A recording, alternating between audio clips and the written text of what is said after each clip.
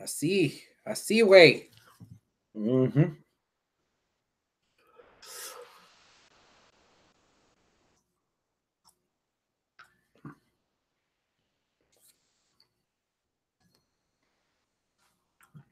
Can't remember the last time I had marshmallows. Last week for me. Ah, really? Yeah. We bought marshmallows to put into hot cocoa. The hot cocoa is still sitting there. And we ate all the marshmallows. That happens. Either you make the hot cocoa, forget the marshmallows, or you eat all the marshmallows and forget you still have hot cocoa. Fucking. Oh, Michael Network is already on. He already says, well, hello there. So I guess we may as well turn on the camera since we have people already in. You mean that Bam, bam, bam, bam. Live from the landing strip. It's the 318th edition of Houston Wrestling Radio. This is Abel. This is Chris. And thank you so much for tuning in already, Michael. Thank you. If anybody else is tuning in, watching us live, please log into your YouTube or Google account. That way you could chat along with us in the live chat. You could ask us questions, talk shit, fact check us, just say hi, whatever. I'll see it here in the old handy dandy app smartphone, and I'll try to involve you as best as I can in the show. If you are not watching us live, that's okay. You can still interact with us on Facebook, facebook.com/Houston Wrestling Radio. And yeah, we got a Twitter too that I don't use, that I should use. I'm very bad at that. Oh, I dropped a marshmallow. I set up a grinder for you today. You did? Yeah. Oh, well, thank you. In search of the third. Shout out to Arnold, who said he was going to be in the live chat too. And he says a lot of things. Yeah. Which is why we're looking for the third. Michael Network says, I expect a 5-hour Royal Rumble pay-per-view because WWE says so. Dude, it's looking to be at least 4.5 hours. And we're already 4 hours long. Yep. Are you ready? No. Good, because we're not talking Rumble right now. All right. Takeover! Phoenix! I'm eating chocolate. Instead. This is good. I forget how good plain old Hershey's is. My anticipation for Shayna Baszler versus Bianca Belair. Starting off early tonight, baby. Woo! 10. Yep. All right. What do I have to say that I haven't already said building up to the possibility of a match like this? It's not your face versus heel. These are just two competitors that deserve to be in a main event spot for a title match that think they're better than the other. Give it to me, and I'm going to get it. Are you sure Bianca's on the heel right now? Or a face right now? You sure she's still a heel? I would suggest that she's an anti or more of a tweener just because she hasn't done anything. It's the crowd that's trying to turn her into something that she isn't yet. Okay. As her admitting that that crowd is right before you can accept her as a face. So right now she's kind of flirting that line. Rebellion. I wouldn't say she's a parade brand, but she's a clone of what Becky Lynch is right now on the main roster.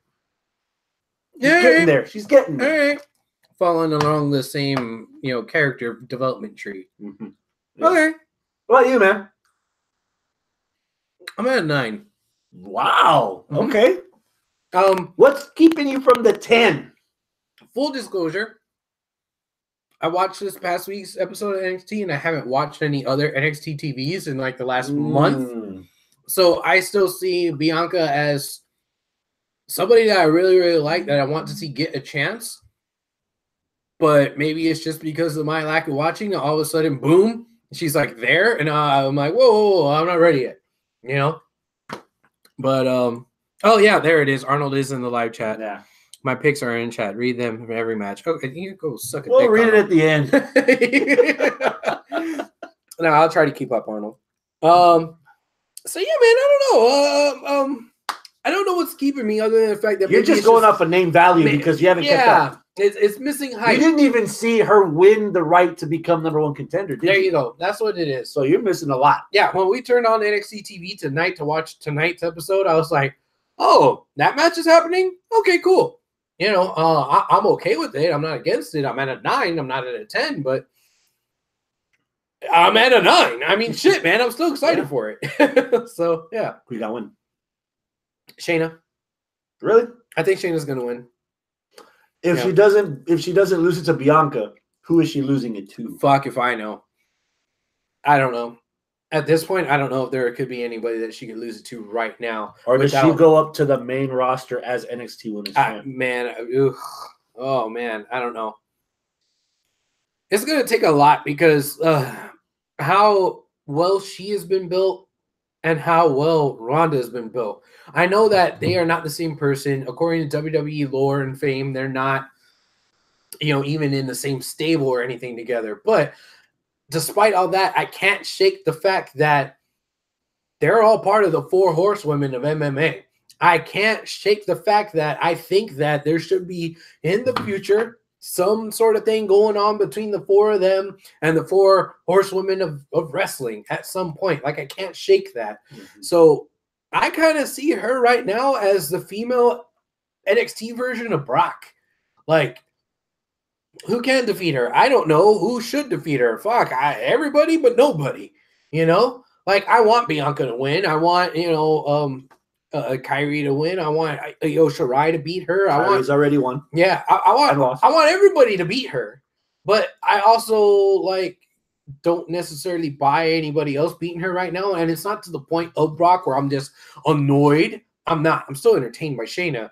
And it helps that you've missed 3 weeks of television. But Tweedledee and Tweedledum standing behind her, I don't know about that. Yeah. I don't know about that. Yeah.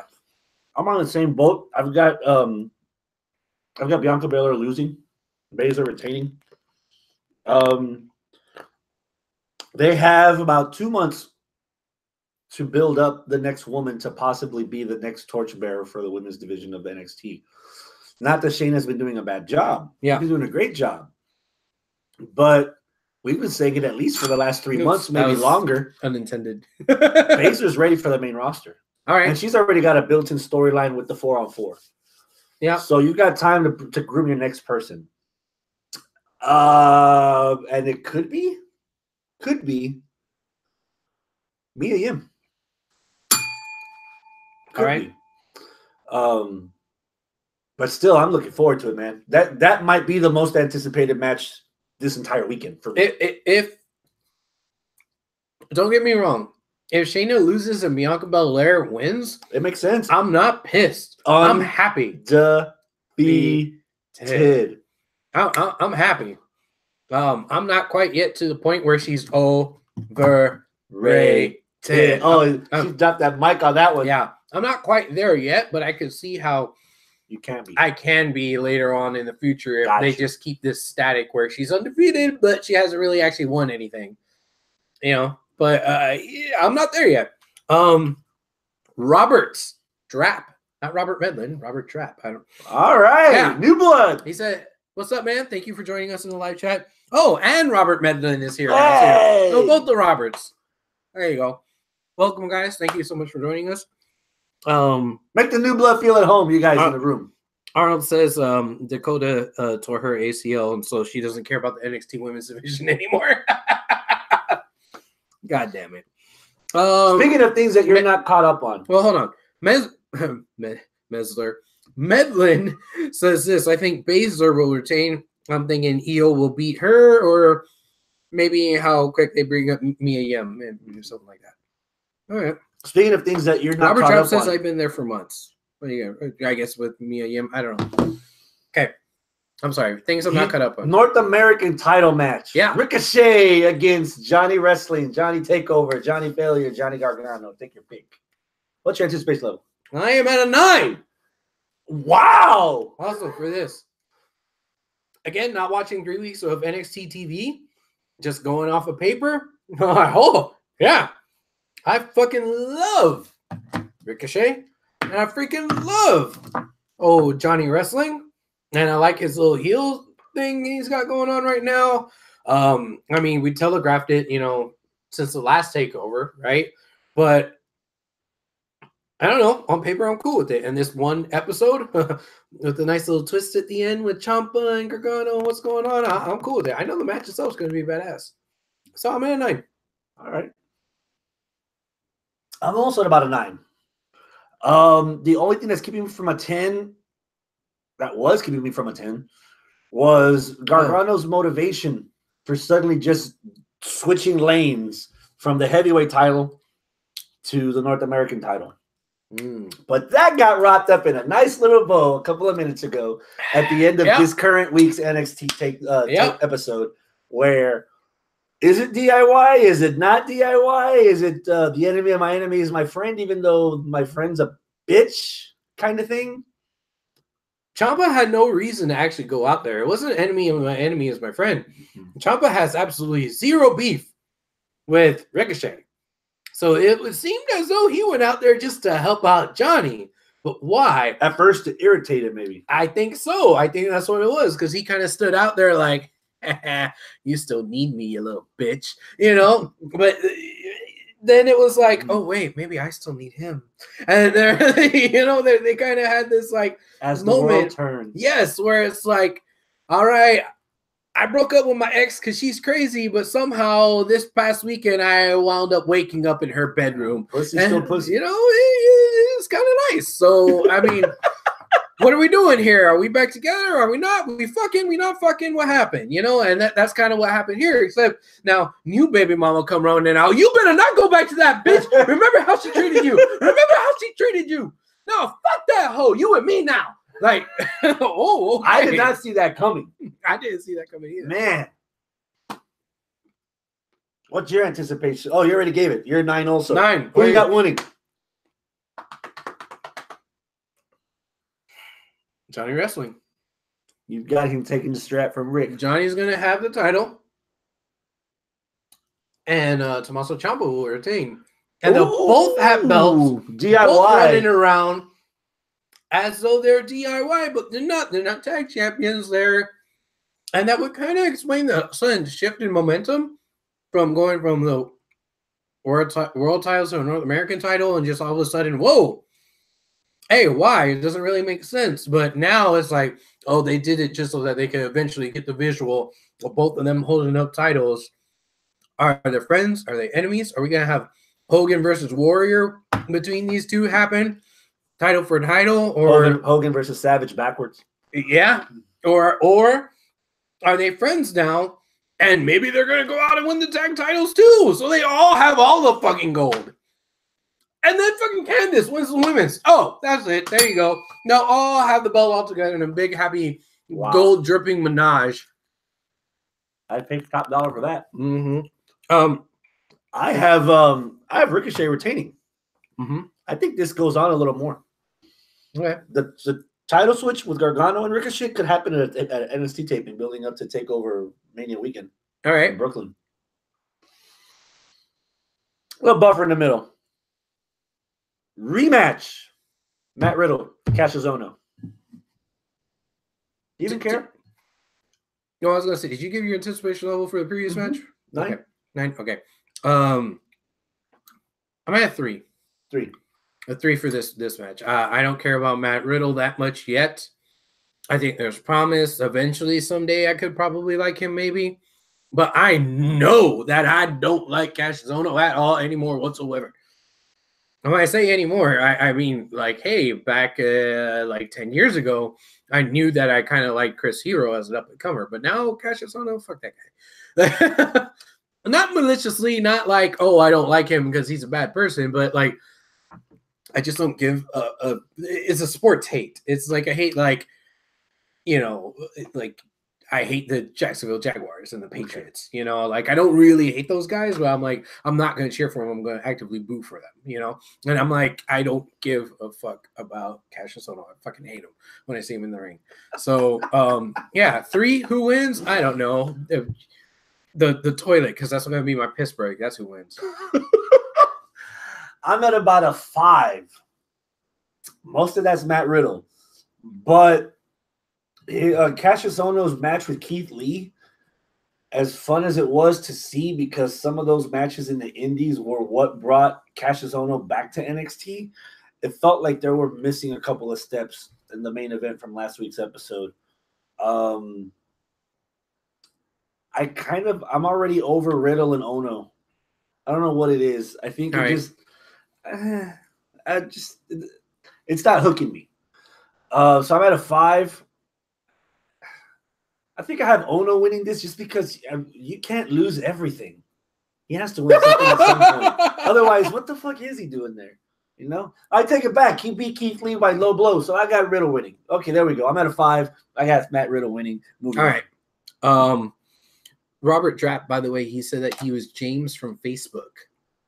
So I guess he's following our Facebook account. All just right. doesn't usually get to tune in live. Thank you for joining us live. He says, oh no, loses. And he says Ricochet all the way for the other match. Robert Medlin says Cassius is just sad these days. He is. He's sad. He's sad. He's sad little boy. O'Reilly. Roderick Strong against War Machine for the tag titles. 9. Man. 9. Gush. A big part of that. I'm going to be 100% honest. I'm just marking out for Rowe, you know, because I want to see this dude succeed. I mean, there's like a personal thing there, you know, with wanting to see him succeed. So, yeah, I'm going to fucking be behind him. It's going to be the exact same way once Brendan Williams fucking debuts. Any match he's in, him versus fucking the jobber on fucking SmackDown for no reason. 10. You know, that's just because I'm gonna be a mark for Brendan, and I'm gonna be a mark for Raymond Rowe, no matter what. So that might be coloring my taste a little bit there, but I think this match, yeah, 9, man. I like Undisputed Era. I like what's God, now I can't even remember the name. I was about to say War Machine. Hanson? Yeah. Roddy? Yeah. O'Reilly? Yeah.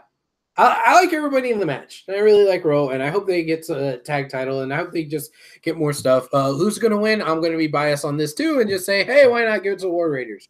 War Raiders, not War Machine. That's right. Yeah. I'm at a 9 for a completely different reason. All right. I've seen this match Hector, what up, man? I've seen this match half a dozen times already. Okay. In Ring of Honor. Okay. That missing point, they have to give me something I have not seen before. The reason why it's not at a 10. Yeah, because I need to see something that I haven't seen before. All right. Building up to this is no different than all the matches that they've had in Ring of Honor. No matter if it's Cole and O'Reilly or Fish and O'Reilly or Strong and O'Reilly. That era, Undisputed Era bond of all the guys. I've already seen the mix and match against War Machine. So now in NXT with the War Raiders and O'Reilly and Strong, they haven't shown me anything that they haven't done before. Okay. Building up to this. So I'm hoping that during the match, they give me something that I've never seen before out of them for me to want to keep being at the rate that I am now. You know, if they're to justify the 9. to justify the 9 and to maybe give them a 10 if they have a rematch later. Okay. You know, I still have Undisputed Era winning this. Okay. I'm not sure War Machine is the team that War Raiders. Not that War Raiders is the team to do it. I think right now one of the issues that I'm slowly starting to have with NXT is that a lot of the guys on that roster don't need a title to get over because they're already over from their past. Okay. In front of the audience that they're placating to, in front of the network subscribers that they're trying to keep on the subscription payroll. We already know what they are. So I can have the War Raiders on NXT for a whole year and not win the tag titles, I still think they're over because I know what they can do. Again, Ring of Honor, New Japan, or NWA Houston. I know what these kids can do. So I think right now in the package, I still think Undisputed Era would benefit more by having the belts. So I've got Undisputed Era winning. All right, that's fair. Don't tell me we went through everything. Damn. All right, main event. Ciampa versus Black. Rematch from the NXT episode that ended up being a match of the year candidate in 2018. Yes. Even though now we're in 2019. Anticipation level. 10. Oh, yes. 10, 10, 10, 10, 10, bitch. 10. Yes. 10, 10. Did you just say it 10 times? Maybe. I don't know. I wasn't counting. Defend yourself. Again, guy that has not watched NXT in 3 weeks. I have not watched NXT TV. Yes, I get it. I haven't watched NXT TV.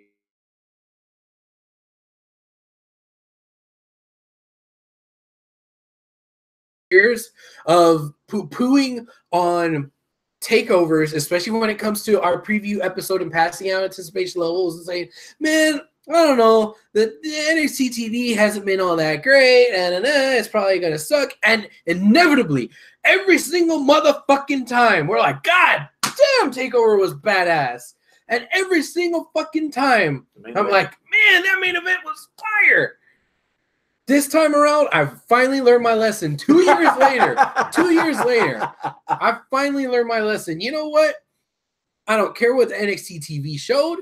Yeah, I watched a couple of recaps on tonight's episode. I watched all the go-home stuff here. I love that little twist with Candice and Johnny and all that. I loved all that.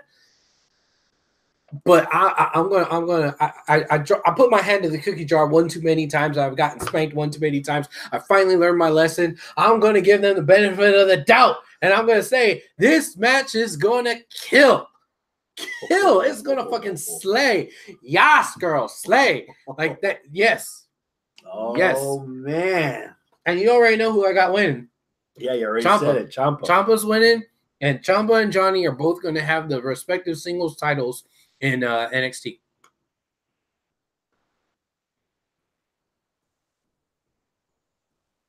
I have Black winning this. All right. Your number. Give me a number. 9. 9, okay. 9. I'm not sure what's keeping me from a 10 either. I think I'm being a little stingy with my 10s this time. Okay. Because again, it's what you just said. It's what we've come to expect. Mm-hmm. NXT television, NXT Takeover. Oh, so yeah. So I'm shit. So I'm at a 9. I have Black winning, and let's see if after Ricochet beats up on Gargano, Ricochet defends the North American title against Ciampa. Ricochet against Ciampa will be fun. All right. That's it. 5 matches. Takeover. Bada bing, bada boom. Overall?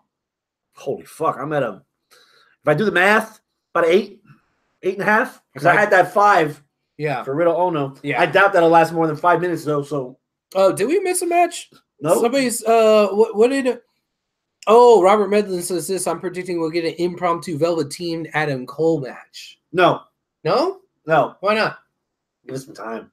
Give us some time. There's no rush. We're not going to get impromptu stuff. Takeovers are always 5 matches.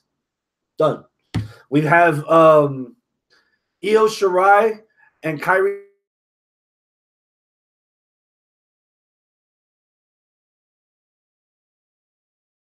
Street Profits against the Forgotten Sons. Both of those matches are going to be taped before Takeover, so they're going to be on the Phoenix Crowd. And that'll be on NXT TV the following week. Yes. Okay. That's Takeover. Okay. I have one question and one question only for you right now. Hold on. We got some more activity here for the main event. Hector says, I got Ciampa winning since Alistair can be one of those people Don't say it. And is over without a belt. Okay. All right. Robert Trapp says Ciampa by a hair. Robert Midland says, I'm saying Ciampa too. Alistair is 100% ready for the main roster. Oh, no. He said it. He said it. You were telling the other guy not to say it, but he said it. I'm going to say it right now. We'll save the surprise speculation jump for the end of the show because we're already at the Rumble, and I'm asking you. Me. Who do you have winning the men's Royal Rumble? A mouthful of fucking chocolate. You want more marshmallows? I can get some more. No, I'm good. Okay. Yeah, I'm a diabetic. I don't eat that shit. I ate half a goddamn bowl. I ain't got much to live anyway. Who's winning the men's Royal Rumble? Yes. Man, I don't know.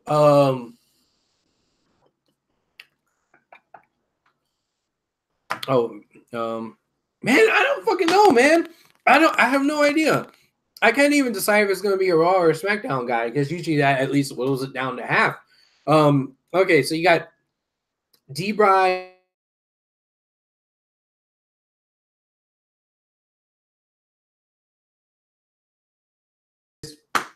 It's Braun. I'm going to help you. Braun's winning it. No, but you can help me after. Or you make your own case. He's not listed so far in this Rumble. Yeah, but he's gonna weasel his way in. He's gonna get put in there. He's gonna win after Brock beats the shit out of Finn.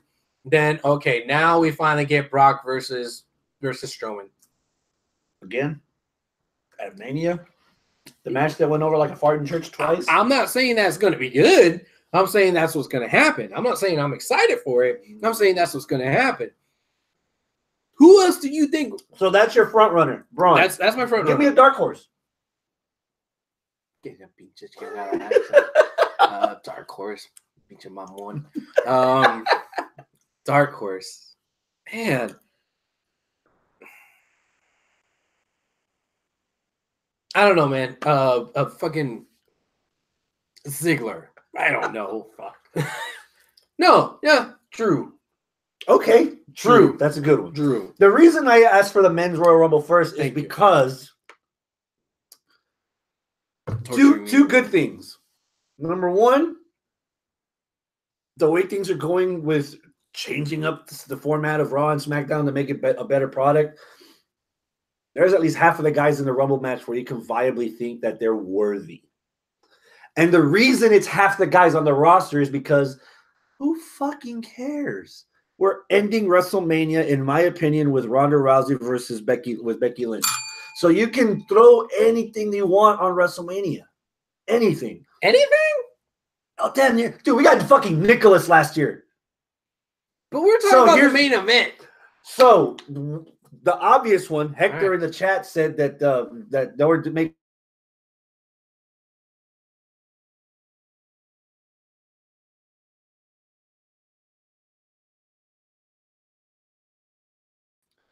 which means I don't think they're ever going to give Joe anything, though. Which means, well, that doesn't mean he's going to win. He can go to WrestleMania and lose. He's lost every title match he's had so far. Yeah. Joe versus Finn. Have those matches been good on NXT? Yeah. Joe versus Daniel Bryan? Yeah. Joe versus AJ Styles? Yes. Joe versus Lesnar too? Yes. Joe versus Strowman? Shit can happen between now and Mania. My dark horse? SmackDown. Give me Daniel Bryan versus Jeff Hardy. Interesting. Let him go on a high note. He's done he's done things that he's always wanted to do. He had a Hell in a Cell match. It wasn't against The Undertaker, but he got to play in the Devil's Playground. Give him a heavyweight title match. It's not closing the show. You can take risks like that now. Especially since there's 18 matches on the fucking card, apparently.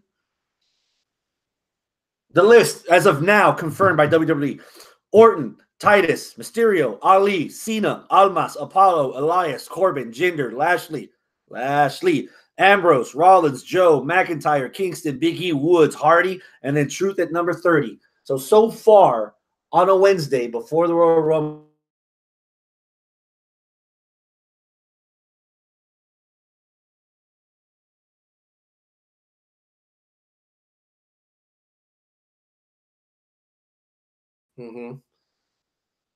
yeah, that's it. and probably Braun's gonna find a way in there. Okay. How about the women? I'll tell you who's in the women so far. All right, tell me who's Bliss, Evans, Bailey, Tamina, Lana, Deville, Rose, Dana, Riot, Logan, Morgan, Ember, Peyton, Billy, Fox, Natty, Mickey, Nia, Nikki, Naomi, Zelina, Charlotte, and then Mela at 30. They have 23 women announced for the women's Royal Rumble match. Front runner, dark horse.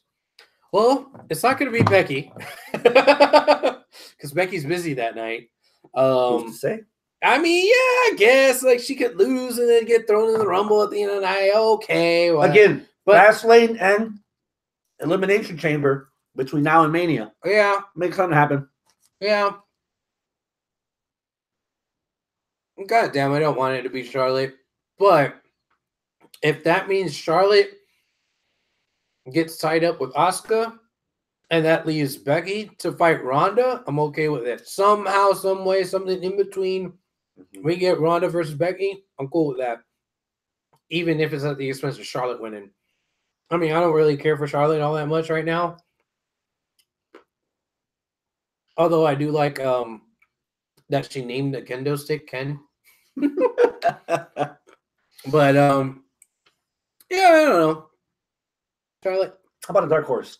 Is there any woman that you would like to see come out from obscurity and put into a high role? Maybe a legend that needs one more shot, one more match. no, fuck that shit. No. No? Okay. None of the legends need one more match. None of them. Fuck them. The only legends that are worth anything are Trish and Lita, and I don't want to see them main eventing, or even not even main eventing, mid-carding WrestleManias in a high-profile match. No. Fuck that. No. Naomi? Who would you have her fight? No, not Ronda. So Naomi versus Asuka. Sure, why not? We had that the night after Asuka won the title. Yeah, I know. Still? Yeah, sure. Do it again. Why not?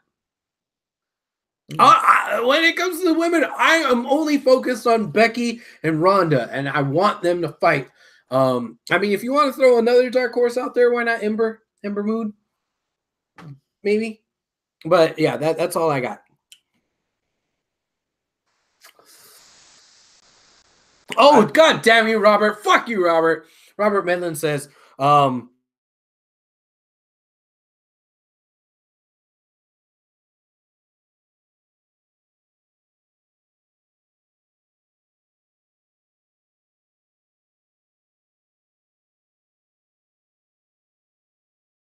getting the fuck beat out of them by Ronda at Evolution.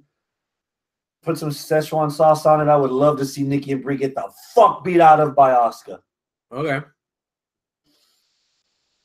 I'm under the firm belief Becky, not to fast forward, Becky is going to be in this Rumble and she's winning it. Okay. Yeah. That's my first at bat. I've got Becky somehow winning this Rumble and she's getting Ronda at Mania. Okay. I swear to God, man. If Ronda's fighting Charlotte at Mania, I'm not watching it. If Ronda is fighting Charlotte at Mania, you're not watching all of WrestleMania. I'm not watching any of it. Wow. Okay. There's no horse. I don't have a horse in that race because I'm flying out Sunday morning from New York to come back. So I could take a late flight and not watch that shit at all. No. I want Becky versus Ronda. Done. So I've got Becky winning it. A dark horse? Dark horses are difficult, man, because the biggest draws right now are Becky versus Ronda and Charlotte versus Asuka 2. You have a built-in story with Charlotte Asuka 2. But, dude, if there's like Hector said in our little chat, that Charlotte's been pushed prominently as like in your face, oh, hey, I'm winning, hey, I'm winning, hey, I'm winning. If you look at the other side of that coin and that intolerable show that everybody's been complaining about every week, hook or crook, whether you like the attention or not, they've been putting a lot of attention on Alexa Bliss. I was not expecting her to be announcing herself last Monday as an entrant in the Rumble. Have Alexa go back to SmackDown. Okay. Have Alexa go back to SmackDown. Okay. Robert says Becky versus Ronda will happen, but probably a triple threat with Charlotte stuck in between. Ugh. No. Ugh. That's a menage I don't want. No. Robert Drapp says, just use that as your piss break. What? I guess what you were talking about with the Mania match afterwards. If that's the main event, I don't want to piss break the main event. Shit, fucking swollen. You just leave and take a piss at home.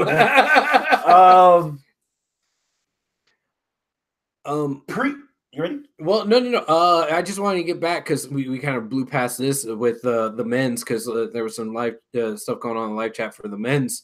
Everyone's saying Rollins. There's a lot of Rollins love out there. Rollins winning the Rumble. Is it Rollins in a one-on-one match? No, he's not. He's not trying to get back the Intercontinental title. He's in there. He's in the Rumble. So yeah, he is in the Rumble. Okay. Both the United States and Intercontinental Champion. No, the Intercontinental Champion is in this match. Okay. Yeah. So we could have. I think Medlin or one of them said Rollins versus Finn for the Universal title at Mania. Maybe. since you already have from last year when Rollins won the triple threat for the IC title. Yeah. And if I'm sticking by my guns that we're getting Becky versus Rousey at Mania, then you could test the waters with stuff like that for Mania. Okay. Pre-show, strike one, because this is a match that I would love to see on the main card. Okay. Buddy Murphy, Akira Tozawa, Hideo Itami, Kalisto, Fatal 4-Way for the Cruiserweight title. Ooh, really? Itami actually beat Cedric Alexander to qualify for this match. Really? On 205 Live. That's on the pre-show. Just on name value alone. I'm sure you haven't been watching a lot of 205. I haven't been watching 205. Anticipation level for this match. Just hearing about it right now, you saying it, I'm at like an 8. Just because that sounds like a good match on paper. I have no idea what the hell's going on from 205 TV. I haven't watched that at all. But that's probably going to be a nice little badass match. I'm at about an 8 too. Right. Chances are I'm not going to watch that live, but that match and the other match, I might actually watch this later on before we record next week to have it in my memory. Okay. Because it's, dude, the fucking talent in that match, man. I think this is a match that Murphy loses without pinfall. Okay. To keep the momentum going. Who gets it? I'm gonna go out there and say it. Tommy? Yeah. Okay. What about you? Who you got? I think Murphy's gonna keep it. Murphy will retain. Keep it. Yeah. Rematch between Nakamura and Rusev for the U.S. title. Nakamura pre-show. Pre-show. Nakamura's defending, huh? No, Rusev is defending. Oh, Rusev won it. Rusev That's won right. on Christmas. Duh. No shit. Damn. That kind of shows you how much attention I've been paying to this. And as much as I love Rusev, I don't really care. Come on. I think that's more of the U.S. title than it is Rusev and or Nakamura. So I'm gonna go with like a 6 anticipation level there. Wait, did we throw out anticipation levels for the Rumble matches themselves? No, we'll get back to that. Okay. Yeah, I'm at a 6. I'm at a 6-2, not so much because of the U.S. title, not so much because of Nakamura, which already has been a drop ball. But I think they might have pulled the trigger a bit too late on Rusev. Fair. I think they pulled it too late on Rusev. Fair. The promos were starting to redeem themselves. I was like, I'm not coming out of here as Rusev Day as a United States champion. I'm coming out as a husband. You threatened my wife. Yeah. Beat the fuck out of you for that. Yeah. And if you're not coming out, I'm going to go out there and find you. Like, that stuff's redeeming. Again, that was the scenario that I mentioned last year because Rusev has been getting over on Total Divas. Just wait till somebody tries to threaten Lana, and then when Rusev becomes the lovable bear husband, he's going to be over like Rover. Yeah, but goddamn, they took so damn long. If they wouldn't have done something, even if Rusev lost to AJ Styles when he had the #1 contender for the heavyweight title. Yeah. If they would have done something with him right after, instead of going to the fucking one night in Milwaukee, I think that's where the plane hasn't come back up from it. Yeah, for one me, night in Milwaukee. For me. And now look at Aiden English. Now he's commentary on 205. Yeah. I mean, look at Nakamura. Nakamura's entire run in WWE has been lackluster. On the main roster. Yeah, main roster. Yeah. It hasn't had the luster it needed. It lacks the luster. There's no luster. I've got Nakamura taking it back. Luster. You got Nakamura taking it back? Yeah. I don't care. Rusev retains. Okay. Why not? The Bar versus Shane Miz for the SmackDown Tag Team titles. 7. Okay, let me start that over. I've historically liked the Bar. Right now, I kind of don't really give a fuck about them because they're not the focal point of this feud.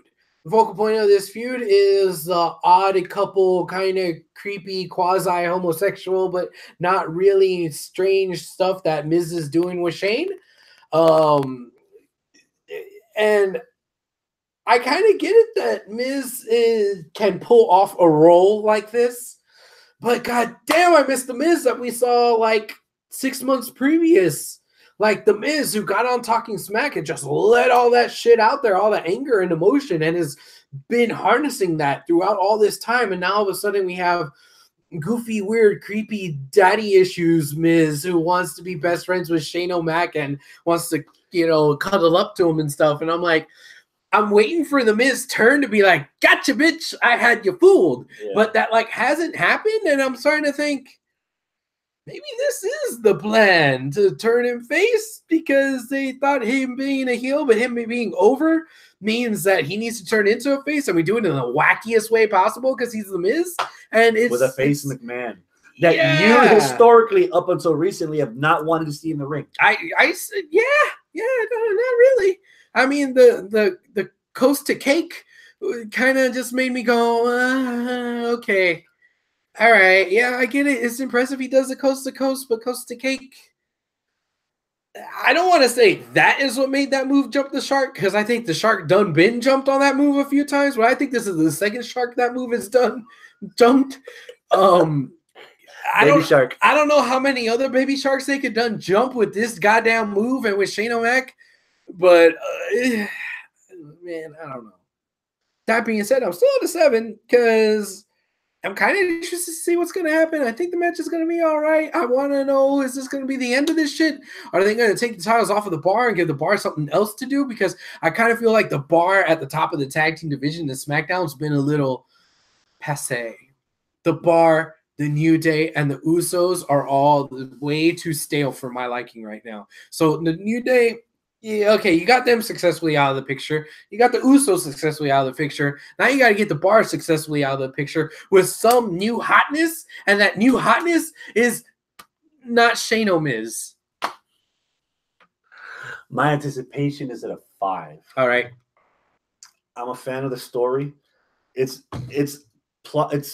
plausible and coherent how we got this match. Mm-hmm. It makes perfect sense. I would trade either one of the pre-show matches in the place of this match if it wasn't for the fact that there's a McMahon in it. I would rather see the Cruiserweight title match than this on the main card. All right. I would rather see Rusev and Nakamura because they have pretty good chemistry. I saw the last pre-show match, the pre-show match that they had in Saudi Arabia. It was good. Okay. It was good. Okay. I am a firm believer that 2019 we will have Cesaro winning a singles title. Which means the Bars. We could have said that in 2017. We could have said that in 2018. Yeah, but I'm with you, man. I think the Bars' time has come and gone. I think I am afraid that the Bar is going to end up like Death Watch TNA 2015. Okay, Death Watch TNA 2016. Death Watch TNA 20. Like, and now we're switching to Death Watch Ring of Honor 2020. Yeah, fucking TNA's still not dead though. And like, how long? Not only is it dead, it's multiplying almost. Yeah, like, dude. I mean, got me. Yeah, I've got the Bar retaining. Okay. This is the catalyst to where, oh, come on, man. We were the best in the world. What the fuck? And is that when the Miz all of a sudden, like, haha, gotcha, bitch. I had you fooled. Like, no, maybe one of the two paper. Again, god damn, why do we need to have two pay-per-views between Rumble and Mania? Because, I don't know. Profits. Money. And then they're going back to Saudi in May again. They are? Late April. They got the contract. They're going back. So much fucking pay-per-views. Robert says this: Shane O'Miz wins to continue the storyline. They'll eventually end up in a Miz betrayal at Mania. Yeah, I guess. Chris, I think Abel is becoming 1999 Bubba Ray Dudley. Thanks, Hector. But why? Which women's match are you more looking forward to? Tell me the women's Asuka versus Becky on SmackDown, Rousey versus Banks on Raw.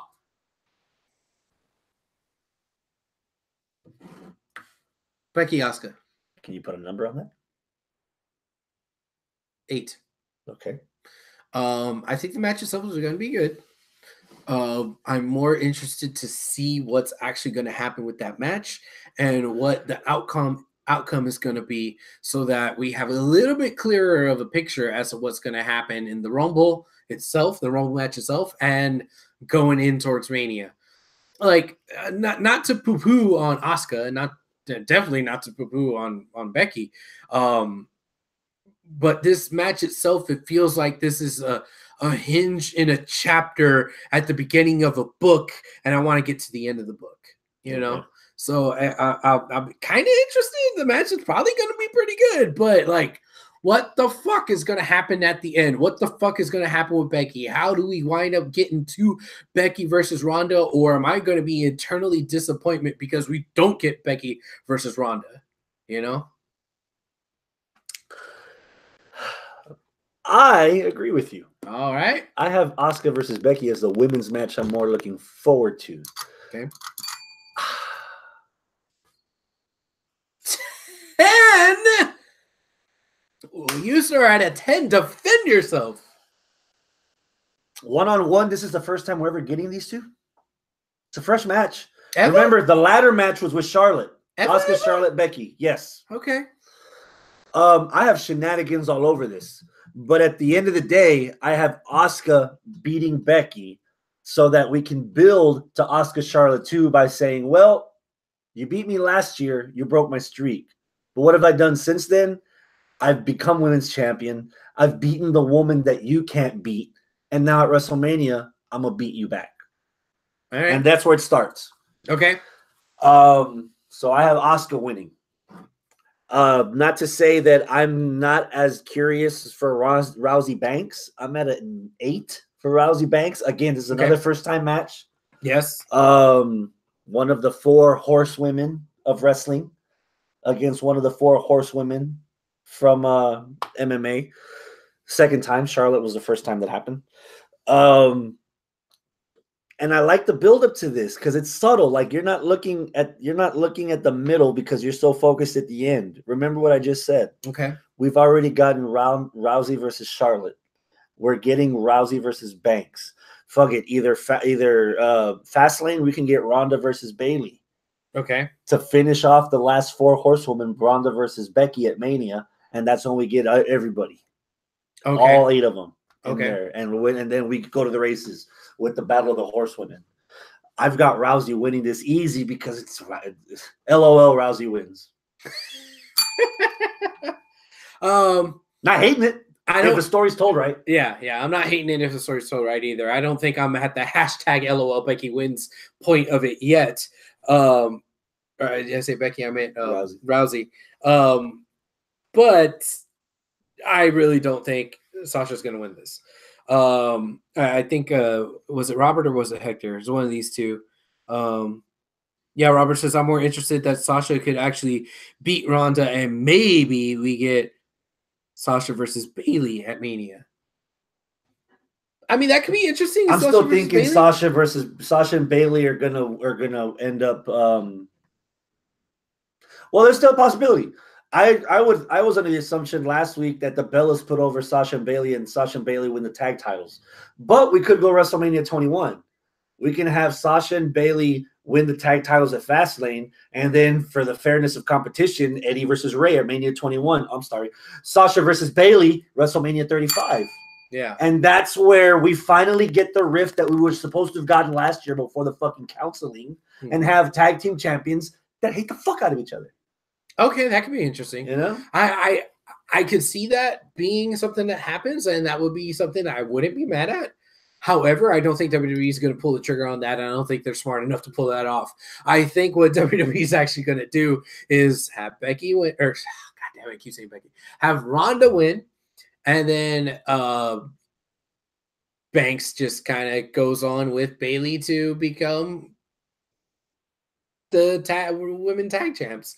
If not, at least the runners up for, or not the runners up, but like the final 4. Yeah. They're going to be like so close, or they're going to win it. One of the two, because they're the only like team aside from Tamina they're the only and face Nia. Team they got. Yeah, they're the only face team and the only team aside from Nia and Tamina that I'm like, oh yeah, they're an actual team. If you don't really count the Riot Squad. Because the Riot Squad is a trio, which 2 are going to be? Is it going to be Liv and Ruby? Freebird. I guess they could do a Freebird. I don't know. But yeah, okay. I think that they're one. Sasha and Becky are one of the strongest contenders for that tag fucking bullshit that they got going. You said you got Rousey winning? I got Rousey winning. My anticipation level is also at an 8. Again, a lot of that is for the outcome of the match, not necessarily the match itself, although I do know the match itself is probably going to be pretty good. And who did you have winning between Becky and Asuka? In order for all the shit to work out the way I think it's gonna, or the way I want it to, I'll have to say Asuka. But I also don't want that much shine taken off of Becky. I think that has to be some sort of shenanigans win. Mm-hmm. Charlotte has to get involved. There's got to be some sort of weird DQ. Maybe since there's a DQ, that's what leads Becky to bust into Shane and Vince's office and be like, I demand to be in the Rumble. If you're not going to give me another opportunity, you saw what happened out there, put me in the Rumble. And then she's in the Rumble and she wins it. Mm-hmm. Like that could be a scenario. But I don't know. There's a lot of intrigue surrounding the outcomes and the finishes when it comes to the women's stuff here. So, yeah. Let's talk about the guys. Which title match are you more looking forward to? SmackDown, AJ versus Daniel Bryan? Raw, the Brock Lesnar versus Finn Balor. I had to bite my tongue there because I was going to say Beast versus Demon, but apparently we're not getting the Demon. Why is that? I think Finn said it on Twitter or something. Don't expect the Demon. Oh, that sucks. Mm-hmm. Let's at this point it's kind of like the tale of two yawns. I don't know if I want to say which match I'm most excited for, but I guess I could go out and say the match I'm least unexcited for. The match I'm least unexcited for is probably going to be Finn versus Brock. Because there's an outside off chance that Finn could beat Brock in like this crazy fucking switcheroo that WWE is planning all this new shit. And, you know, hey, if the guys aren't going to end the match or end Mania anyway, why not have Finn win it? And, you know, Brock can finally go away and do his thing that he's been trying to do to get back into MMA stuff. But I don't want to hold my breath and say, this is what's going to happen. I'm going to kind of watch the match with a grain of salt, knowing full well Brock is probably the odds-on favorite to win this. The over-under line is, you know, more than 2-1, you know, that in Brock's favor. But if Finn wins this, I'll be like, holy shit, what? You know, but I don't think it's going to happen. So there's some intrigue there because I think I could get this proven. My anticipation level itself is 7. I think my official pick is just so that I can say that I'm right at the end of the night is Brock's retaining. Because now that's starting to be hashtag LOL Brock wins. So that's what I got to say about that. Before we move on to the other match, you want to speak on that one? Hands down, I'm more looking forward to Brock Lesnar versus Finn. I'm at a 9 for Brock Lesnar versus Finn. Had it been 9. Had it been the Demon, it would have been an 11. Which very well could be if we're getting worked all the time and he's telling us not to do it when in fact he is going to do it. But needless to say, 2 things. Number one, the Royal Rumble history in the last 15 years where they've taken risks at the heavyweight title matches for the World Heavyweight or WWE and now with the Universal. Because again, you're not buying the Royal Rumble pay-per-view to watch a title match. You're buying the Royal Rumble to watch the Royal Rumble match. Right. And now with the women, sometimes, for example, this one, I'm more interested in the women's Royal Rumble match than the men. Okay. So you can take risks like Finn versus Brock Lesnar, a match that we've been clamoring for fucking ever. And the other reason why I'm so high is because Brock Lesnar versus AJ, Brock Lesnar versus Daniel Bryan. Brock has a tendency of having great matches with guys that are smaller than him. Okay. Or the great pinballs that are nice to bounce off of Brock. Okay. And Finn, with all the abs in the world, yeah, and the big penis, of course, he's gonna do just fine. He's gonna do just fine because he has a big penis. He's gonna be okay. Bing, bing, bing. So,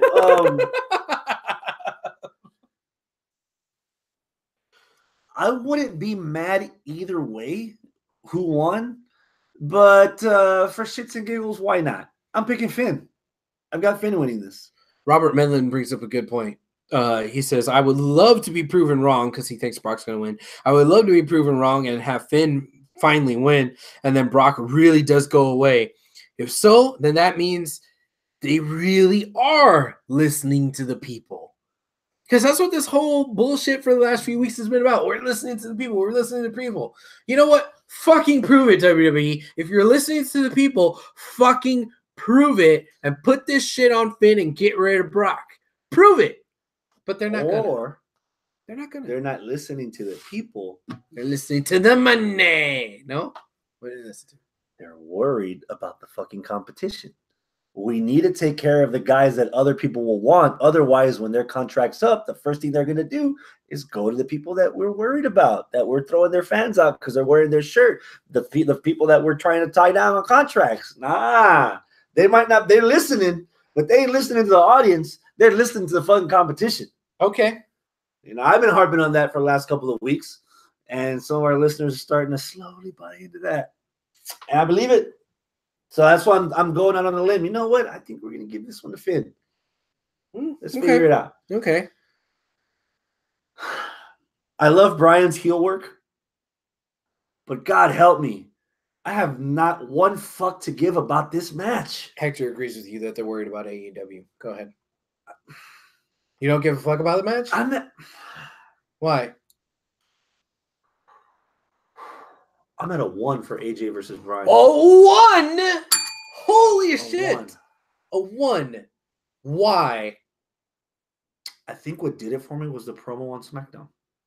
Okay, why? The promo on SmackDown where Vince is still the heel, but he's trying to be... Brian's the bad guy, yet Vince is the one that's telling Brian, I'm tired of this. Get in the ring. It's face to face. Get in the ring. It's like, you are not a babyface, Vince. You can fool me all. You can try to fool me all you want. You can fool the audience all you want. Just because that no chance in hell comes down, you come strutting like Conor McGregor. No, you're an asshole. You're a McMahon. You've always been that way. You always will be that way. You are not a face. So you bitching out Daniel Bryan it felt weird. And then AJ being... It's like it's just a weird dynamic. The way that AJ, ever since slapping Vince McMahon, AJ kind of like, now he has some chutzpah. Now he's got like a little bit of edge to him, which I didn't really think he needed. And then Daniel Bryan all of a sudden is like the little douchebag that everybody hates, but God damn it, you can't beat him. And then Vince is there, and that whole segment I was scratching my head after it was over. It's like, what the fuck are we doing here? That's the first time with either of those guys where I'm scratching my head like, what the hell's going on here? And I think that rivalry was just fine until Vince got interjected into it. Okay. I think that's it. Okay. And I don't want. I've got Brian winning. You can't take the belt off of Brian right now. You lose the whole momentum of his heel turn if you take it away from him. Styles can live without the belt. Fuck it. Give me Styles versus HBK at Mania. You can find something else to do with AJ. Brian's winning the belt. All right. It's weird. It just this last week on SmackDown just completely shifted it for me, and I really can't put my finger on it. But it might be because Vince inserted himself into this when it didn't really need it. Gotcha. What about you? Where are you at for this? Well, I'm less excited about this match than I am the other one. This is the 4th match in the rivalry. Okay.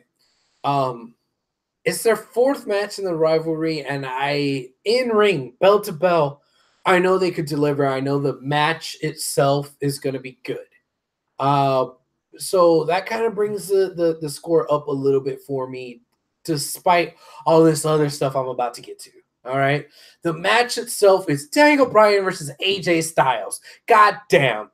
They haven't disappointed me yet with what they do between the bells, both against each other in their own matches that they've already had and against everybody else in the goddamn world. You put AJ Styles in a match, okay, that's going to be good. You put Daniel Bryan in the match, okay, that has the potential of being good. You put them both together, God damn it, that should be good. Okay?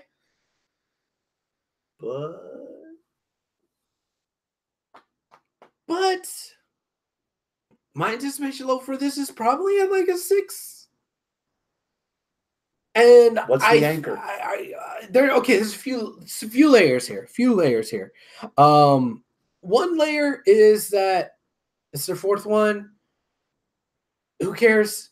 It's kind of inconsequential, but not really. Like, I mean, they could fight forever, or they could not fight ever again, and I wouldn't really care about the feud, the story, the rivalry, you know.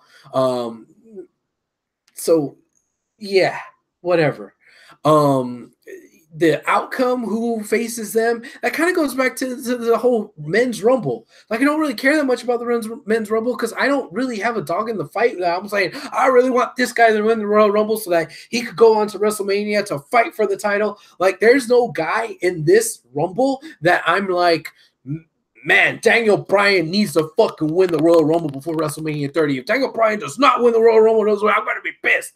Like, I'm not like that right now with anybody. So, since I don't care who the challenger is, I certainly don't care who the champion is. And it's ass backwards because there isn't even anyone on the roster, Roman Reigns, where you say, I do not want Roman to win it. Like, there is no one that you're either hard for or hard against here. Yeah. Yeah, like, okay, whoever wins, they win. Whatever. And are they going to fight Brock, or are they going to fight Finn, or are they going to fight AJ, or are they going to fight, or is it all going to fucking change at the fucking Elimination Chamber anyway? See, or Fastlane. With the chamber match in between.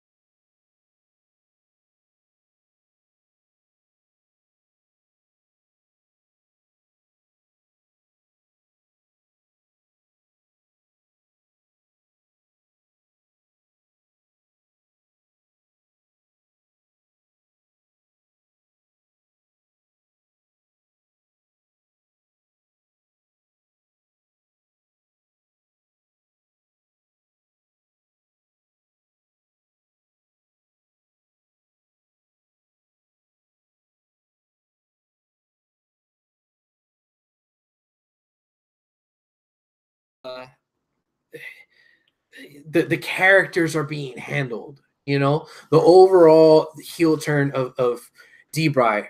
I kind of get what's going on with D-Bry, that like, okay, he's a heel now because, okay, he's a vegan and he's a hippie and he's, you know, planet warrior, you know, Captain Planet shit, right? Mm-hmm.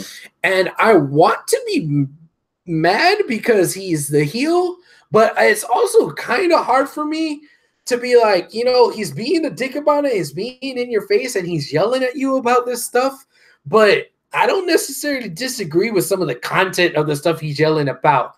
It's like your mom coming and yelling at you, you stupid son of a bitch, you need to clean your room because you don't have a clean room. No girl's ever going to want to fuck you in it. And I'm like, fuck you, mom, you don't have to tell me what to do. But really, you're like, fuck, you're right. But you're yelling at me and I'm crying, but you're right because you're right, you know? And it's like, that's kind of like the shit D-Bry is saying. Is like, you're letting your consumerism get out of control by buying this and doing that and here and there. And I'm like, yeah, you're being an asshole about telling me about this, but you're kind of right. Is this our generation, Steve Austin? No, because that's what it sounds like. Like, we should not have pulled the trigger on Daniel Bryan because as a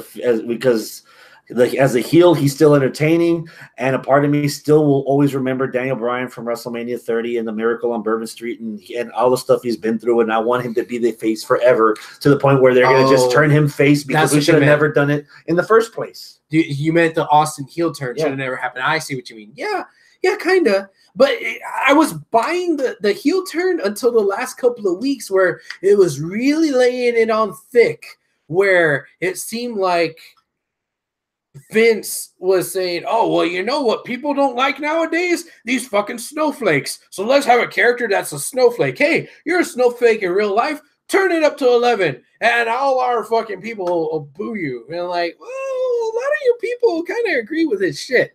So why am I going to boo this guy that I actually agree with? So it's like, red state backwoods hillbilly guys will be like, yeah, fuck that liberal motherfucker. But I'm standing here like, yeah, fuck him for being right. Wait a second. Oh, and by the way, I love him because he's a good wrestler anyway. Like, and then part of the thing that you're saying, the Stone Cold syndrome, the Stone Cold's not going to get booed.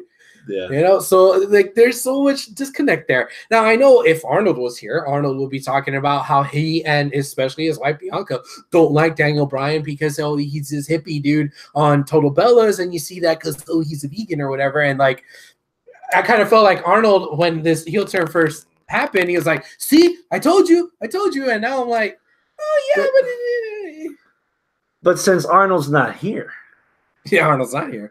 I mean, he's in the live chat. There's one word, and he said exactly that in the live chat. He's a Total Bellas character come to life. There's one word that describes Arnold and people of his ilk. Oh God, that think of Daniel Bryan's heel turn at the moment. Okay, fickle. Fickle. Fickle. You're fickle, Arnold. Who do you have winning this match that neither one of us really want to watch?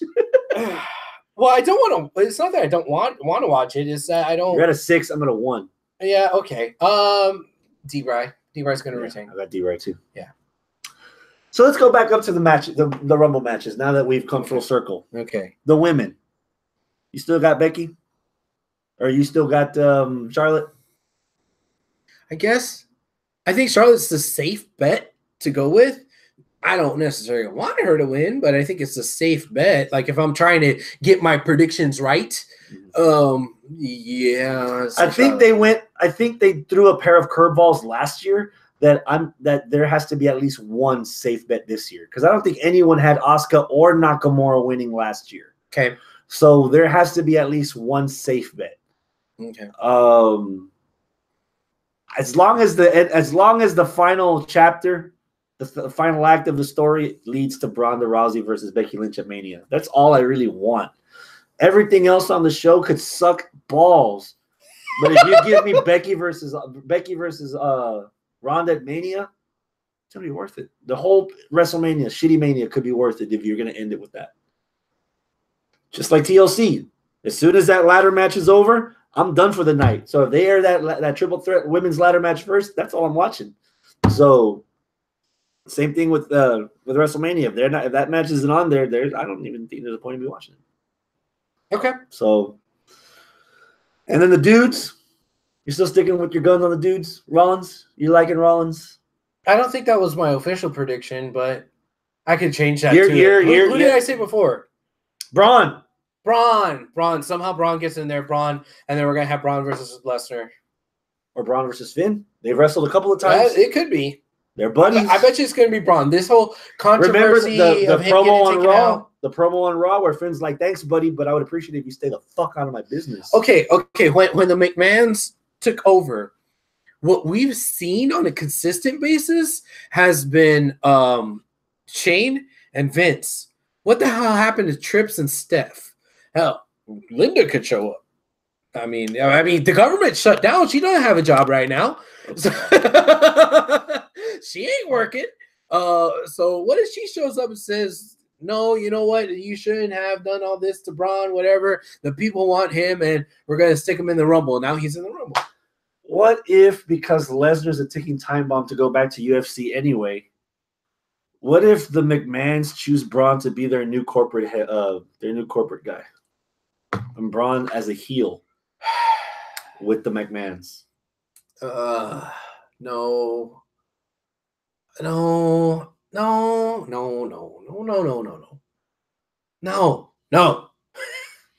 You got to make some changes to make the show watchable again. That's a drastic change. Do you really think that you need that big of a change to Braun? Let me change something. Got to nuke something. All right. Maybe. Women first. Give me a surprise entrant. Okay, so now we're on to surprise entrance. Okay, good. Arnold was just asking about that. Surprise entrance for the women. Man, as heavily as what's our number at right now? How many women? 23. 23. So that leaves 7 spots. Yeah. Give me 3. I believe last year it was like 15 spots that were open or something stupid like that. Mm-hmm. So I think that we'll probably see Trish and Lita, because those are the only divas that fucking count from back in the day. But if you had to pick one over the other, just so that I could give you 3 names, I'll say Trish, and then Beth Phoenix. And then another surprise, why not Toni Storm? Interesting. Yeah. I mean, she ain't winning, but she could show up. So my first one is Trish Stratus, and I'll tell you why. Mm-hmm. As much as you are not a fan, they invested a lot of airtime on something between Trish and Alexa Bliss for Evolution that didn't come to fruition.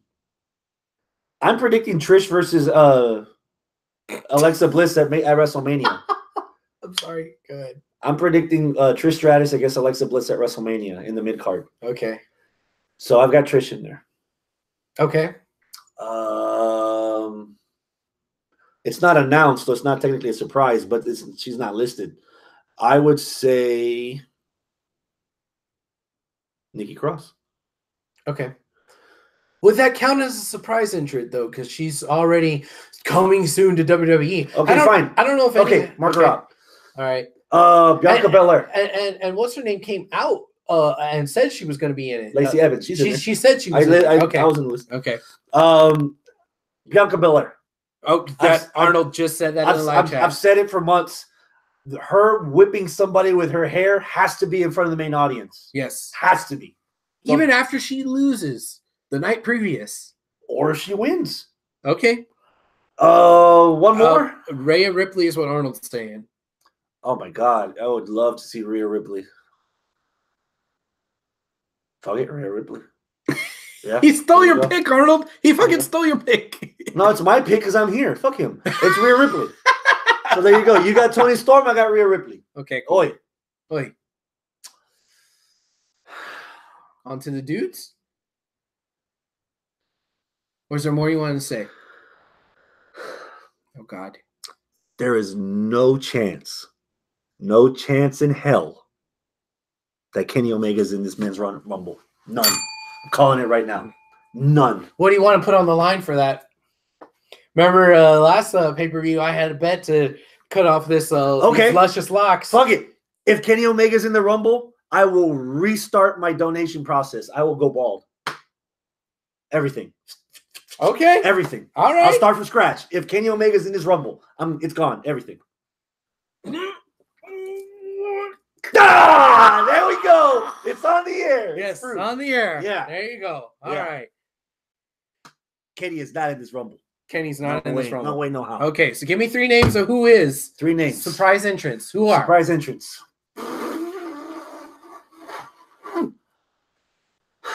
This is a long shot, but I have a reason to say it. Okay. Jushin Thunder Liger. What? Okay, why?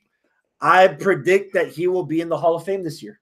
Ooh. He's already shown up at TakeOver. Okay. Why not remind the people why Jushin Thunder Liger deserves to be in the Hall of Fame? Have him as a Royal Rumble entrant. Okay. Jushin Thunder Liger. Have him inducted by Nakamura. Oh. There you go. That's one. Or Funaki. Inducted by Funaki. That's a racist ass shit. Indeed. Hit that goddamn bell. Speaking of a character act that needs to be put on television before the main roster decides that it's not the cool thing anymore, the number 2 entrant coming up from the smoke will be Aleister Black. Give me Aleister Black's entrance in front of 40,000 people. Okay. As the number 2 entrant. Wow. They didn't do that shit for the Demon and Finn. Number 3.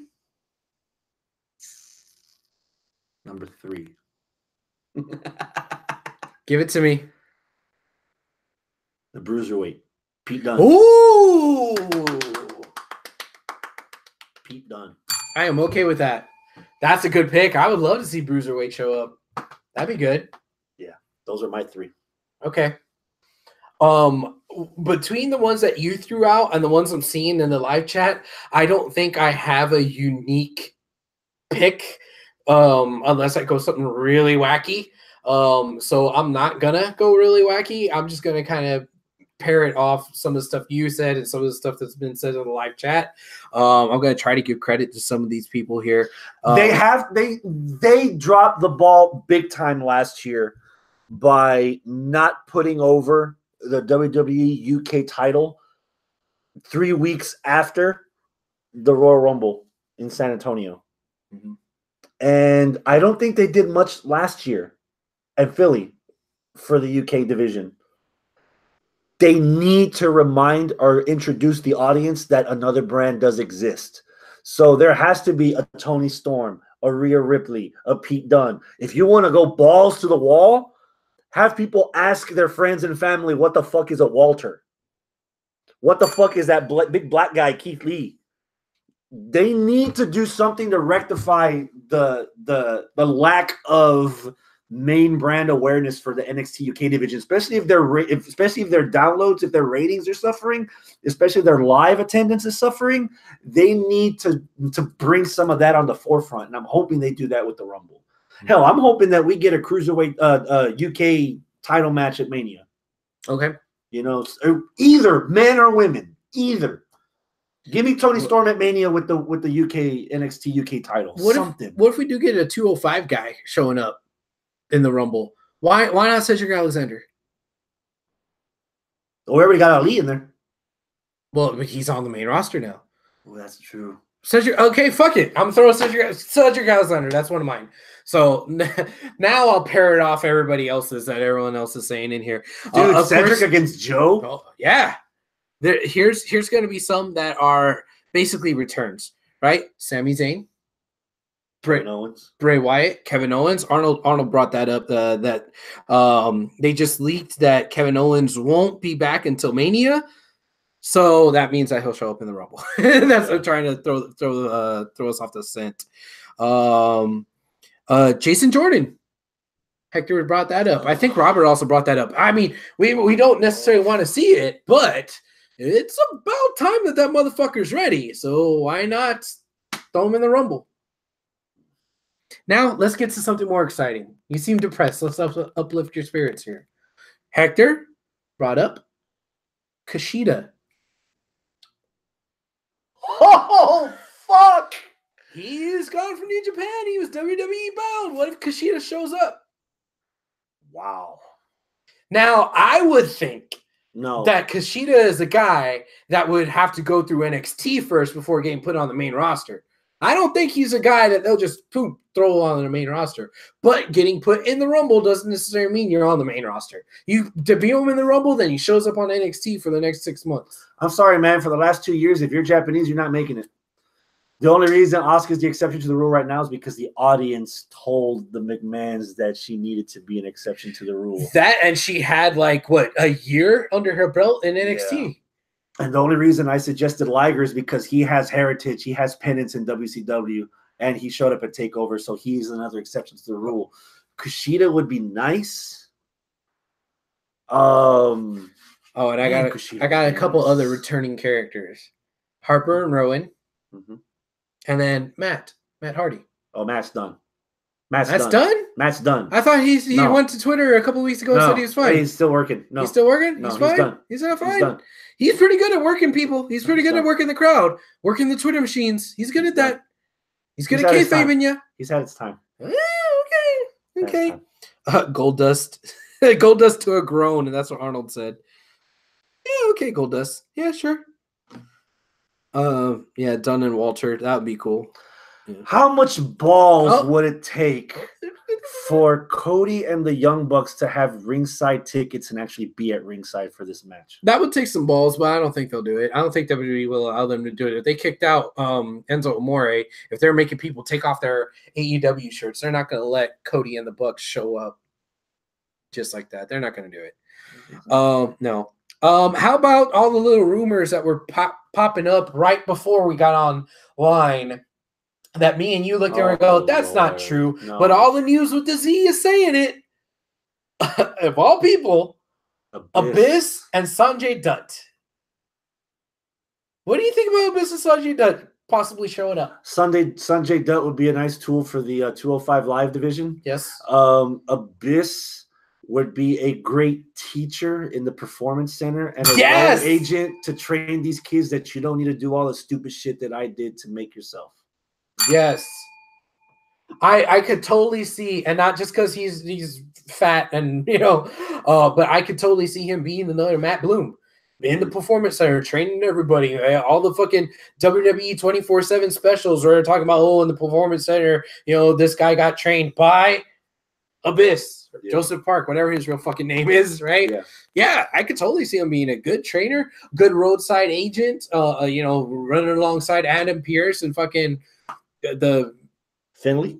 Yeah, Finley and all them, like showing up, breaking up brawls in the back. I can see that. I don't buy Abyss being a competitor on the main roster at this day and age, at this stage in his career. There's no point in using a character that he's already run to death on Impact. I think he's too late in his career to start from scratch with a brand new character. And the fact that he's already gone maskless and with the mask, with different variations of the mask, I think that Abyss on camera as a wrestler, as a character, that career is done. Not to say that I enjoyed it. I didn't enjoy it because I did. For all the shortcomings that Abyss doesn't have as far as experience when you compare it to a Matt Bloom who got over as Giant Bernard in New Japan and then came back and tried to bring some of that new style. But then they fucking ruined him with that stupid ass character. What was his name? Lord Tensai. Yeah, that was fucking stupid. For the experience that Bloom has, if you haven't been paying attention, if you weren't consistent, or if you were in the dark, you will have missed. Abyss did some pretty good character work. Both sides of the mask. Great character work. Both sides, with the mask and without it. He was entertaining as fuck. He was. Yeah. That's a guy you could use in the performance center. He had really great character work, and he was decent enough in the ring that I think he could be a good teacher. Sanjay Dutt, hands down, could still go. Sanjay Dutt could still go. Right now, he seems a little bit more like a poor man's Low-Ki, but they ain't going to bring Low-Ki back into WWE. The only difference is Sanjay's a good guy. Sanjay's a good guy. He's a good human being. Low-Ki, Low-Ki's a little full of himself. You gotta rein him in a bit. That's why he's an MLW. He's got some grime on him. Yeah. He's a little grimy. Yeah. But Sanjay, he's a good dude. Yeah. Replace one of the Singh brothers with him. Some racist ass shit. God damn. Overall, your anticipation for Royal Rumble. I'm trying to figure out what Arnold's saying here. Just to be that guy, just imagine. Look into my eyes. What do you see? What does that mean? Look into my eyes. What do you see? Oh, cult of personality. God damn it. No, CM Punk. Go suck a dick, Arnold. That's what he's doing. That's why he's not here. Okay. There you go. Yeah. Overall, Royal Rumble. Overall. Ooh. AJ Lee as surprise women's. No, guys. That was Arnold. Guys, Arnold. All right. Overall. Now you gotta wait. Okay.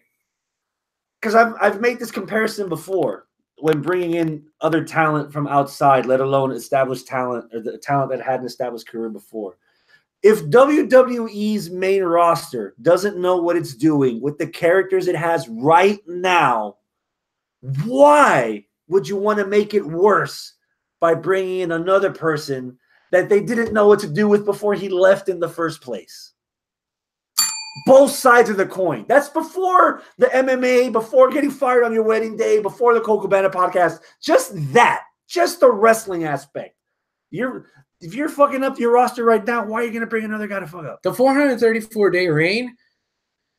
That's done. Pete Dunne's already gotten over it. I know. What I'm saying is that period of time, that 434 reign that Punk had, he was an afterthought. He was the main event without being the main event. He's 1B. He was legitimate. Like his gripes he had were legitimate. because he wasn't on the fucking pro. After he did the pipe bomb, complaining about, I'm not on the fucking marquee, I'm not in the fucking thing, I'm not this and that and all of that. Even after the 434, he still wasn't that. After being the champ for so long, he still wasn't that. They were still focusing on the other title, on John Cena, on Randy Orton, and all that shit. It wasn't just that. But that just illustrates your point that they didn't know what to do with them. CM Punk, on his own, brought back damn near every single hardcore wrestling fan. Fans that used to watch wrestling as a kid, seeing a guy like CM Punk doing a pipe bomb saying, oh, this is the Attitude Era that I remember. This is going to get me to watch wrestling again. He brought back old fans. Okay. He did not bring in this the same problem that he had in UFC. He didn't bring in new fans. 3 months later, Daniel Bryan, WrestleMania 30, Total Bellas, Total Divas. Daniel Bryan brought in new fans. That's why Bryan was the 1 and CM Punk was 1A. And CM Punk had always been 1A. Because he's, for all the hard work he's done, any hardcore wrestling fan can respect Punk's admiration, his work ethic, his success. For this generation, he could be on the Mount Rushmore of wrestling, of this generation in hardcore fans' eyes. But what about the new people? They're just turning the channel, clicking the clicker. Who's that guy at the tattoos? Flick clicker. Oh, that twin. Oh, that cute little girl with the little gnome husband. Oh, he broke his neck. Oh, he's back. Yay. CM Punk never did that shit. Get over it. It's been 5 years. 5. It's done. Yeah. No. Damn. And that goes for the missus too. And I like him short and thin. I love AJ. She's awesome. She stood out in the roster. But guilty by association. Yeah. Her time's gone. Yeah. Damn. Yeah. Damn. From here on out, every time somebody mentions CM Punk, I'm switching the topic. Hector says, well, now that Neville's gone, the return of Austin Aries. You want to talk about great value brand CM Punk? Damn. Government cheese brand CM Punk. That's Austin Aries. Oh, goddamn. Arnold. Overall. Arnold, just despite you just said CM Punk again. Overall. Royal Rumble. Anticipation for the whole shebang. The whole shebang. Well, we didn't give anticipation levels for the match itself, the Rumble match itself. Women, 9. Men, 7. Women, 10. Men, 6. Okay. Overall, like how you like to do. Overall. 7. You? 7. Good. I think Takeover's going to knock it out of the park. Oh, Takeover's going to again bitch slap it. No, fuck you, Robert. Robert Medlin. The return of Adam Rose. Have you seen the pictures of Adam Rose on the internet? Jacked now. I thought he was Ciampa when I looked it up. I saw the picture. I was like, why are you sending me a picture of Ciampa? Like, no, that's Adam Rose, baby. He started doing the different kinds of drugs. That's what happened. He put back on the weight. Sunday, Royal Rumble. Saturday, Takeover. Friday, for anybody in the Houston area, Ring of Honor, Road to G1 Supercard happening at NRG Arena. Tickets are starting at $30, and if you buy them at the box office at Reliant Stadium, you only pay $30. No taxes, no surcharge, no convenience fees, nothing. That's this Friday? That's this Friday. Son of a bitch. Katsuyori Shibata will be there with an autograph and meet and greet session before the show, and I think it's free. If you're just there, you meet him, talk about how the dojo's going in LA, and then the show. And then after that, Elimination Chamber. Here in Houston, Texas. Bang, bang. 3 weeks from the Rumble. Elimination Chamber. That's quick. Then 4 weeks Fastlane, and then 4 weeks Mania. Weekend. Arnold says there'll be 75 people at ROH. 76 with you. I'm not going. I'm working. Oh, goddamn. Actually, the floor and the first maybe at least 10 or 11 rows of all the seats at the bottom level are sold out, and it's only the one level, so it's a floor bottom. So they might have a decent crowd for this. Okay. And they're not using the entire NRG arena. This ain't gonna be like Victory Road, where it was only like where it was sparse and you could tell the whole fucker was empty. You remember Victory Road? Yeah. It's not gonna be like that. So I hope it works. If they come back, I mean, I've driven to San Antonio several times to see Ring of Honor, and I have not been disappointed. Those are always fun road trips. Timing and days of the week. You know, if this was on a Saturday, I could watch Takeover on Sunday and go to Ring of Honor that night and go somewhere and watch it, but just timing.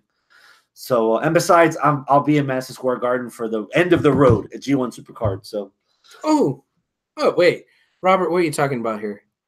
Well, Robert just threw out a bunch of names. I'm assuming he's talking about surprise Rumble entrance, but I'm not sure. He says Marty Scurll, Emma, and Shibata.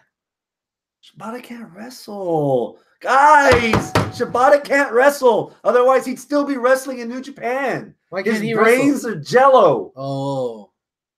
He headbutted fucking Okada so hard that the crowd didn't cheer or boo. They just went, oh, he was the one with the dent in the head. Yes. Oh, yeah, that was nasty. He's training in the dojo in LA. That's it. His in-ring career is over. Gotcha. Now, if you want a surprise entrant for the Men's Rumble. Oh, he meant those are the meet and greets. Okay, yeah. Yeah, it's Marty Scurll, Emma, and Shibata are the meet and greets. Tennille Dashwood is what he meant. Yes. If you want a surprise entrant. Oh. If you saw the documentary. Oh. Why not Nigel McGuinness? Because he's got the hepatitis. Not anymore. He took medicine from it. He's immune from it now. Not only is he cleared from hepatitis, he's immune from it.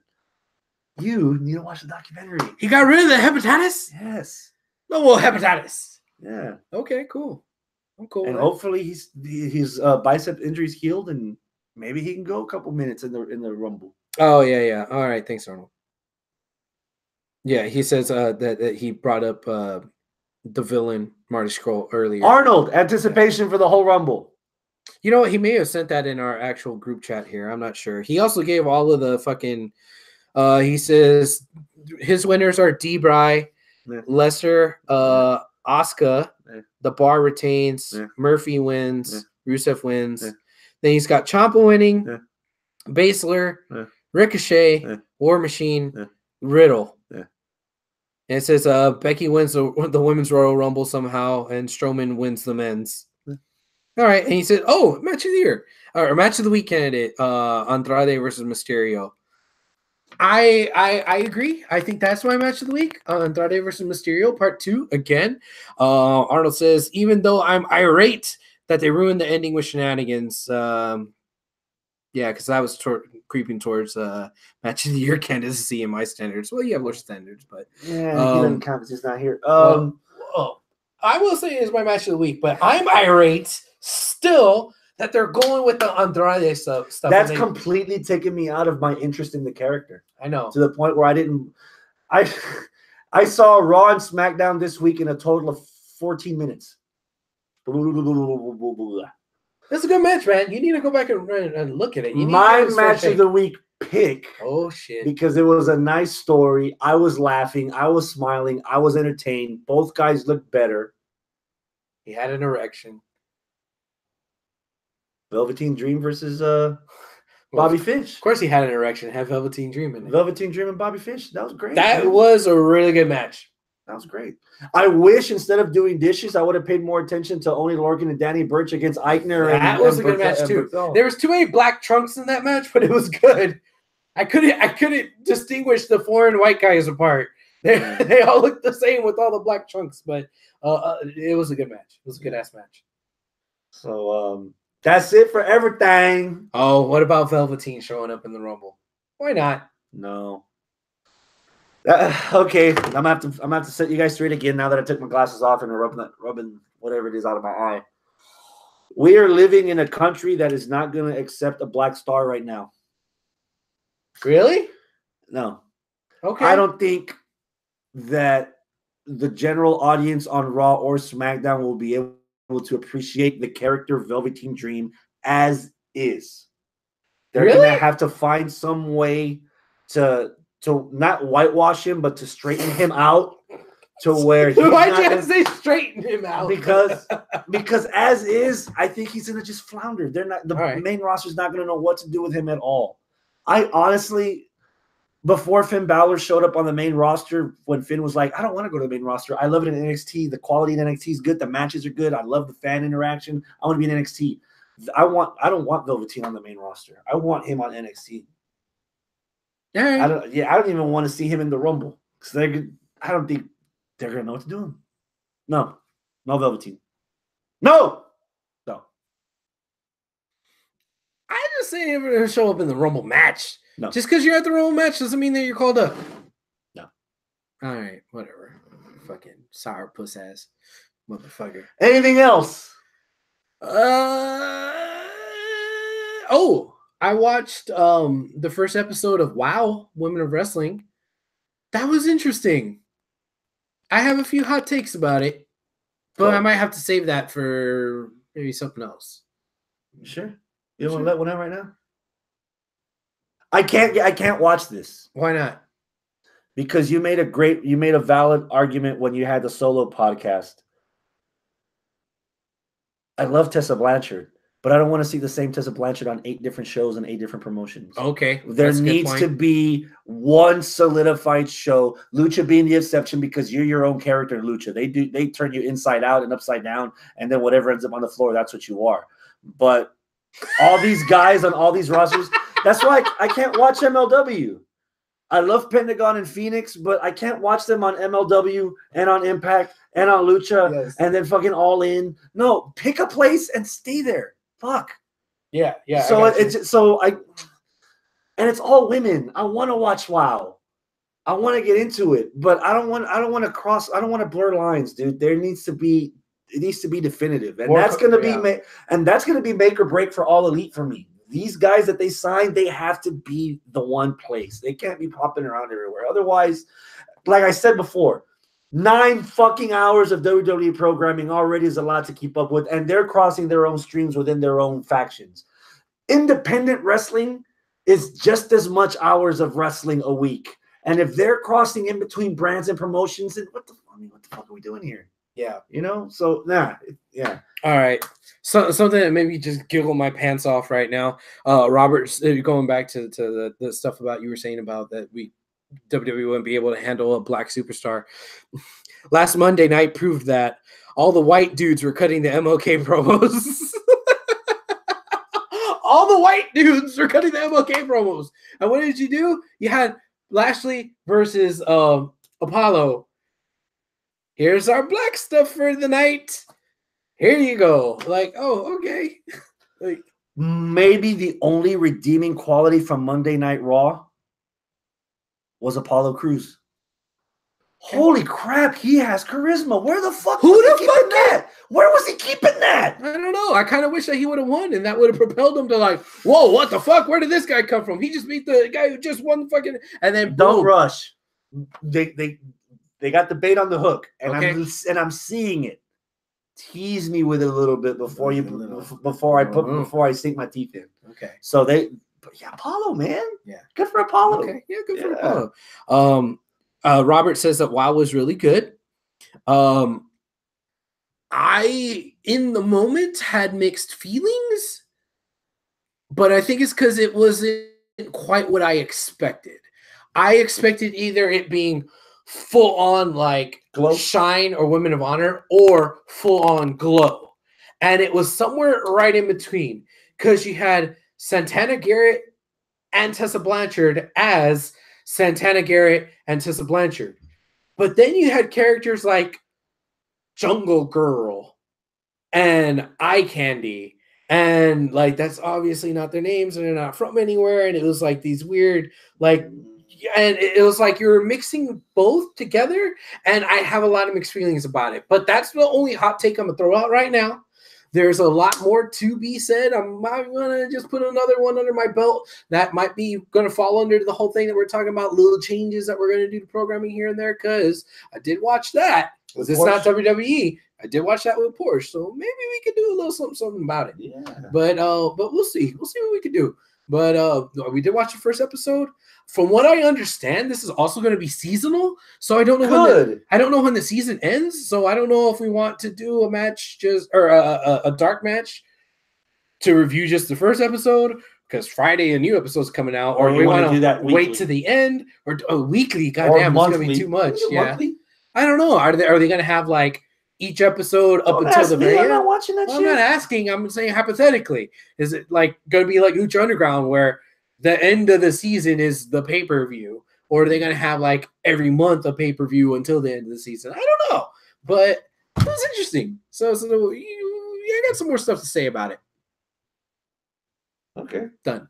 A little tease there. Little tease. Right. That's it. That's it. I'm tired, man. I'm still tired from my drive to Little Rock. My ninth Metallica show. God damn it. It was awesome. It felt good. Had seats. So I got there 10 minutes before the band went on stage. I knew the last two songs, so I left.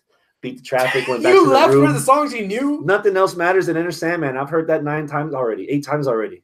The song before it, Spit Out the Bone, was the one that I've been wanting to see ever since the new album came out, and I got to see it, so I was done. Mic drop, done. Wasn't getting any better. So why disappoint myself? So I left. And then I drove back Monday. Yeah, and I really have been moving since I got back. So, yeah, get the hell out. All right, then. Well, you heard the man. Adios, my friends. Keep it classy. Oh, shit.